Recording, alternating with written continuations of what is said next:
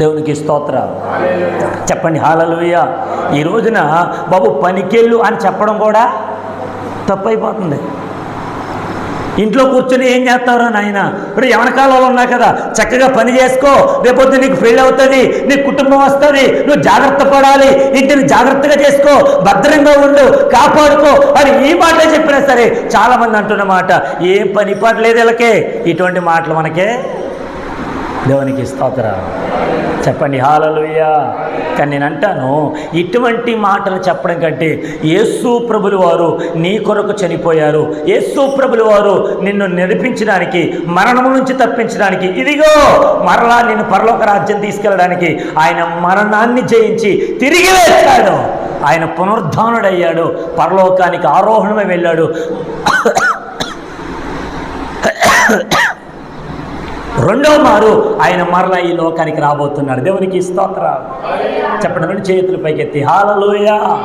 నువ్వు ఏ కట్ల చేతైతే కట్టబడ్డావో ఆ కట్లన్నీ కూడా యేసు ప్రభు నామములో తెంపివేయబడునుగాక. ఆమేన్. హల్లెలూయా. చాలామంది చెప్పుకోలేనటువంటి బాధలు లోపల ఉండిపోతూ ఉంటాయి. బయటికి చెబితే ఎక్కడ నా బ్రతుకు ఒకవేళ బట్ట బయలవుతానేమో, ఎక్కడ నా పరువు పోతుందేమో, అయ్యో ఎవరికి చెప్పుకోలేని బాధ, ఎవరితో పంచుకోలేను, ఈ బాధలన్నీ కూడా నాలోనే సమాధైపోవాలి అని చెప్పి లోపల ఏడుస్తూ, లోపల బాధపడుతూ ఎంతమంది అయితే నిరుత్సాహాలు ఉన్నారో, నీ నిరుత్సాహ కట్లు నా ప్రభు తెంపివేయునుగాక. నీ దుఃఖపు కట్లు నా ప్రభు తెంపివేయబడునుగాక. నీకుండేటువంటి ప్రతి కోపం, నీకుండేటువంటి ప్రతి నిరాశ, నీకుండేటువంటి ప్రతి పాపపు బంధాలు, వీటన్నిటిని నా ప్రభు తెంపివేయునుగాక. ఆమేన్. చెప్పండి హల్లెలూయా. చెప్పండి హల్లెలూయా. యేసు ప్రభులు వారితో పాటు ఇద్దరు దొంగలు కూడా సిలువ వేయబడ్డారు. మొదటి దొంగ మాత్రం, నువ్వు దేవుడు వంటిగా, నువ్వు గొప్పవాడు వంటిగా, ఇదిగో నిన్ను నువ్వు రక్షించుకొని మమ్మల్ని కూడా అన్నాడా? దేవమ్మ గారు అన్నారా? దేవునికి స్తోత్రం. చెప్పండి హల్లెలూయా. అన్నప్పుడు రెండో దొంగ అంటున్నమాట, రే ఊరుకో, మనం అనేకమైనటువంటి దొంగతనాలు చేశాం, ఎన్నో రకాలుగా హింసించాం, ప్రతి ఒక్కరికి కన్నీటి తెప్పించాం, అనేకమైనటువంటి జీవితాలను నాశనం చేసాం. మనకి ఇది మంచిదే, కానీ ఆయన ఏ తప్పిదమో చెయ్యలేదు. ఆయన ఈ లోకానికి రక్షకుడు అని మరొక దొంగను ఈ దొంగ గద్దించి తిట్టి బుద్ధి చెప్పి ఇప్పుడు యేసు ప్రభుతో అంటున్నమాట, అయ్యా నువ్వు పరదేశంలోనికి వెళ్ళినప్పుడు నన్ను కూడా జ్ఞాపకం చేసుకో అయ్యా. ఎప్పుడైతే మాట చెప్పాడో యేసు ప్రభువు చెప్పిన మాట, నేనే నీవు నాతో కూడా పరదేశంలో. ఆమేన్. ఇప్పుడు చెప్పండి, యేసుతో పాటు సిలువ వేయబడినటువంటి దొంగకి నా ప్రభు కట్లు తెంపివేయలేదా? ఆమేన్.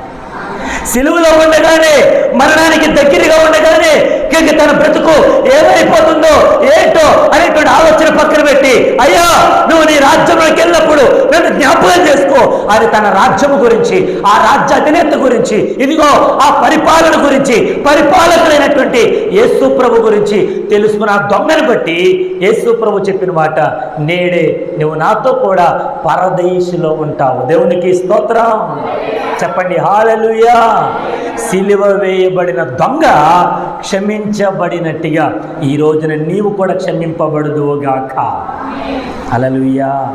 చెప్పండి హల్లెలూయా. కొంతమంది అనుకుంటూ ఉంటారు, నేను ఎవరికి ఎటువంటి హాని చేయలేదు కదా, ఎవరికి ఎటువంటి ఏంటంటే బాధ పెట్టలేదు కదా, ఎవరిని తప్పుగా నేనేమి అనలేదు కదా, ఎవరిని ఏ రీతిగా ఒకవేళ తప్పుడుగా నేనేమి చూడలేదు కదా, అయినా నాకే ఎందుకు ఈ కష్టాలు? కొంతమంది మళ్ళీ మాట్లాడుతారు ఈ మాట, ఏమంటారు? నాకే ఎందుకు ఈ కష్టాలు, నేనే ఎందుకు అనుభవించాలి, నేనే ఎందుకు ఏడవాలి, నాకే జరగాల, వాడు బాగానే ఉన్నారుగా, వాడికి రావచ్చు కదా. నేను అంటాను, మనుషులకే కానీ మ్రాన్లు కొత్తాయా ఏంటి? ఏంటి కష్టాలు? మనుషులకి రాకపోతే ఎవరికి వస్తాయి? మ్రాన్కి వస్తాయా? దేవునికి స్తోత్రం. కష్టాలు అనుభవించేటువంటి నిన్ను ఆ కష్టాలన్నిటిలో కూడా ఎలా తప్పించాలో నువ్వు దేవుని మీద ఆధారపడినప్పుడు ఆయన నీకు మార్గం చూపుతాడు. దేవునికి స్తోత్రం. రండి, మన అంశం ఏంటంటే దేవునికి ఇష్టమైన ఉపవాసం ఏంటంటే మొట్టమొదటి విషయం అన్నాడు, దుర్మార్గులు కట్టిన కట్లను ఏం చేయాలి? మనం విప్పాలి. ఎదుటివారిని దోషణంగా పలకడం కాదు కానీ, ఎదుటివారిని హానికరమైనటువంటి మాటలతో ఉచ్చరించడం కాదు కానీ, వారు ఏ బంధకాల చేత అయితే కట్టబడ్డారో ఆ కట్లని విప్పివేయగల సామర్థ్యం ఉపవాస ప్రార్థనకు ఉంది. దేవునికి స్తోత్రం. మనం ఉపవాసం చేస్తే నా దేవుడు కదిలిస్తాడు. ఆమేన్. సింహాల బోల్లో ఉన్నటువంటి దానియేలు ఉపవాసం ఉన్నాడు. ఆ ఉపవాసం ఉన్నటువంటి దానియేలుకి ఆ చుట్టూ ఉన్నటువంటి సింహాలన్నీ కూడా ఒక్క హాని కూడా చేయనివ్వకుండా ఆ సింహాల నోటిని కట్టేసినటువంటి నా దేవుడు, ఆ రాజు వెంటనే ఉదయకాలంలోనే ఆ సింహాల బోధ దగ్గరకు వచ్చి, ఆ గుహ దగ్గరకు వచ్చి, జీవము కలిగినటువంటి అయ్యా ఓ దానియేలు, ఓ సేవకుడా, నీ దేవుడు నిన్ను రక్షించేనా అని అడగానే సింహాల లోపల గుహలో ఉండేటువంటి ఆ లోపల నుంచి ఒక స్వరం వినబడుతూ ఉంది, రాజు చిరకాలము జీవించునుగాక. హల్లెలూయా. చెప్పండి హల్లెలూయా. ఆ ఒక్క మాట వినేసరికి రాజు యొక్క సంతోషం అంతుపట్టలేనిది. ఆమేన్. దుర్మార్గులు కట్టాలనుకున్నారు, దుర్మార్గులు దానిని హింసించాలనుకున్నారు, దానిని పట్టుకుని బంధించాలనుకున్నారు, దానిని సింహాల బోల్లో వేస్తే సింహాలు పిప్పి పిప్పి చేస్తాయి అని అనుకున్నారు. కానీ ఆ సింహాల బోలును వేయబడినటువంటి దానియేలు సజీవుడిగా ఉన్నాడు. దేవునికి స్తోత్రం. గట్టిగా హల్లెలూయా. ఇప్పుడు చెప్పండి, అంతఃపురంలో రాజు ఉపవాసం అంటే ఇదిగో బందీగా ఉండేటువంటి సింహాల బోల్లో ఉండేటువంటి దానియేలు కూడా ఏమి తినకుండా అలాగే ఉండిపోయాడు. ఆ లోపల ఉండేటువంటి సింహాల ఉపవాసం ఉన్నాయి. అనేక రీతిలుగా నా దేవుడు ఆ రోజు రాత్రి అద్భుత కార్యం చేసి దానియేలు ఏ కట్ల చేత అయితే కట్టబడ్డాడో ఆ కట్లన్నీ ఇప్పివేశాడు నా దేవుడు. దేవునికి స్తోత్రం. దానియేలును సజీవుడిగా ఉంచాడు. ఈ రోజున నీ బలహీనత ఏదైనా కావచ్చు, నీ రోగం ఏదైనా కావచ్చు, నీకున్నటువంటి కష్టం ఏదైనా కావచ్చు, నీగో ఆయన చెప్తున్నమాట, ఉపవాసము దేవునికి ఇష్టమైనది ఉంటే నువ్వు కట్టబడినటువంటి ఏ కట్ల చేతైతే నింపబడ్డావో నా ప్రభువు వాటిని విప్పివేస్తూ ఉన్నాడు యేసు నామములో. హల్లెలూయా. చెప్పండి హల్లెలూయా. యేసు ప్రభు దగ్గరికి వచ్చి నీ పాపాన్ని ఒప్పుకో, నీ దోషాన్ని ఒప్పుకో, నీ అతిక్రమములు ఒప్పుకో. కీర్తన గ్రంథం రాయబడిన మాట 148వ సంకీర్తన 13వ వచనంలో రాస్తున్న మాట, ఇదిగో ఆయనకు మొరపెట్టు వారికి అందరికీ, ఆయనకి నిజముగా మొరపెట్టు వారికి అందరికీ ఆయన సమీపముగా ఉన్నది. చదవండి ఒకసారి మాట మనం చదువుదాం. కీర్తన గ్రంథం స్తోత్రం 145వ సంకీర్తన 18వ వచన భాగం. తనకు మొరపెట్టు వారికి అందరికీ, తనకు నిజముగా మొరపెట్టు వారికి అందరికీ యెహోవా సమీపముగా ఉన్నాడు. దేవునికి స్తోత్రం. గట్టిగా హల్లెలూయా. ఆయనకు మొరపెట్టు.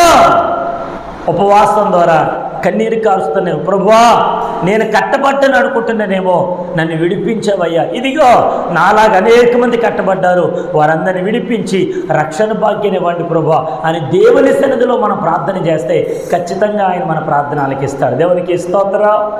గట్టిగా హల్లెలూయా. మొట్టమొదటి విషయం మనం జ్ఞాపకం చేసుకున్నాం. ఏంటిదని అడిగితే దేవునికి ఇష్టమైన ఉపవాసం కట్టబడినటువంటి కట్లను విప్పాలి. ఆమేన్. గట్టిగా హల్లెలూయా. నీ భర్త నీ మాట వినకపోవచ్చు, నీ భార్య నీ మాట వినకపోవచ్చు, నీ పిల్లలు నీ మాట వినకపోవచ్చు, కానీ దేవుని చేతిలో నీ కుటుంబాన్ని పెట్టినట్లయితే నీ భర్త గురించి, నీ భార్య గురించి, నీ ఇంటి వారి గురించి, నీ ఇరుగు పొరుగు వారి గురించి, లోక జనస్తులందరి గురించి మనం దేవుని చేతిలో పెట్టగలిగితే ఆయన వారిని విప్పగలడు. దేవునికి స్తోత్రం.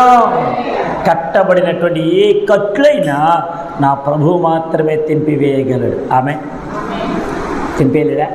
అక్కడ రాస్తున్న ఒక ఎగ్జాంపుల్ చెప్పి నేను ముగిస్తున్నాను. చూడండి చివరి మాట. ఇక్కడ రాస్తున్నట్టు ఒక మాట, పేతురు ఏం చేశాడంటే యేసు ప్రభువు ఎవరో నాకు తెలియదని ముమ్మారు అబద్ధం చెప్పాడు. అది చెప్పాడా? బాగా విన్నాడు. యేసు ప్రభు ఎవరో నాకు తెలియదని 3 సార్లు అబద్ధం చెప్పినటువంటి పేతురు యేసు ప్రభుని పట్టుకున్న తర్వాత, యేసు ప్రభుని హింసిస్తున్నప్పుడు, యేసు ప్రభుని సిలివేస్తున్నప్పుడు, అయ్యా ఆయన ఎవరో నాకు తెలియదు ఆయన ముమ్మారు అబద్ధం చెప్పాడేమో కానీ తదుపరి ఆ కోడి కూయగానే యేసు ప్రభువును తెల్లవారుజామున పట్టుకొని తీసుకెళ్తున్నప్పుడు ఆ కోడి కూయగానే తన పాపం యొక్క ఆలోచన గుర్తెరిగి, తన పొరపాట్లు గుర్తెరిగి వెంటనే తన హృదయాన్ని మార్చుకున్నాడు. దేవునికి స్తోత్రం. అతని హృదయం విరిగిపోయింది.